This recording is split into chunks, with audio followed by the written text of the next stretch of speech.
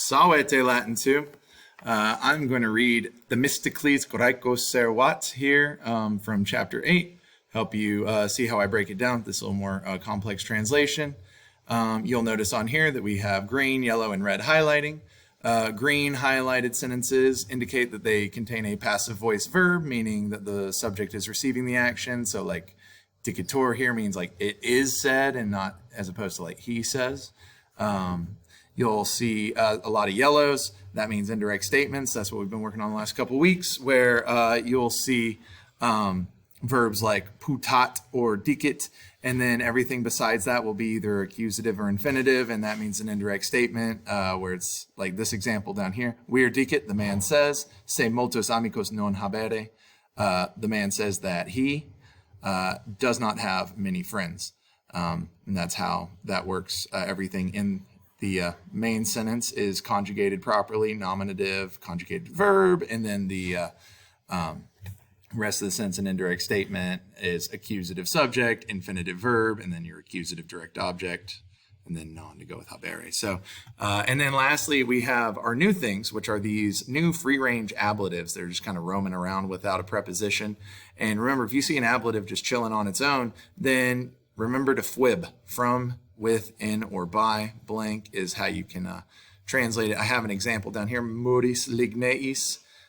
Those are both ablative plural. There is no preposition before it. So we can assume here, and also by looking at the example or the sentence around it, this is the Athenians are able to be protected by wooden walls. So that's just, with wooden walls, could also work from wooden walls, kind of in wooden walls, maybe, but really the best, most common use here is with or by. So without further ado, I'm going to kind of go through this. I'm going to float my head this way over the indirect statement thing, and let's go. Themistocles est Atheniensium dux et homo valde calidus. Xerxes rex persarum contra Graecos bellum cum magna industria parare dicitor. Xerxes multos milites et multas naves habet, et cum multis viris amatis ad Graeciam navigat. Athenienses bellum tement et oracula Pitiae petere decernunt. It's a mouthful. Pitia delpis habitat et consilia Apollonis hominibus dat. Pitia haec verba Atheniensibus in templo delpico dicit. Athenienses muris ligneis servari possunt. Solus Themistocles se consilium Apollonis intelligere putat. Muros ligneos esse naves dicit. Athenienses verba Themistocles esse bona putant. A terra sua fugiunt, sed multas naves aedificant. Tunc naves persarum magna fortitudine oppugnant, et persas vincunt. Athenienses timore liberantur. All right, so let's get going here and translate. This is a pretty complex translation with a lot of interesting things going on in them. When you did this before watching me, I hope you're using your reading vocabulary from the textbooks on the very next page. And that should help you out a lot. But let me help you break these down and put them together. So Themistocles is the dude we're talking about. He is the leader of the Athenians and a very clever man. Xerxes, okay, so here we have a passive and we have really an indirect subject.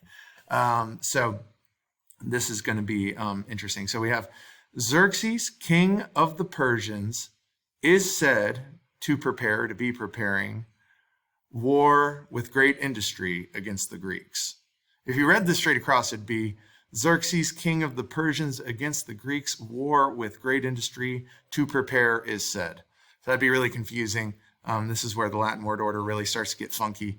So if you see that type of word, it's typically referring back to the subject. And since it's passive, it's like he is said to be doing these things, like it's a rumor.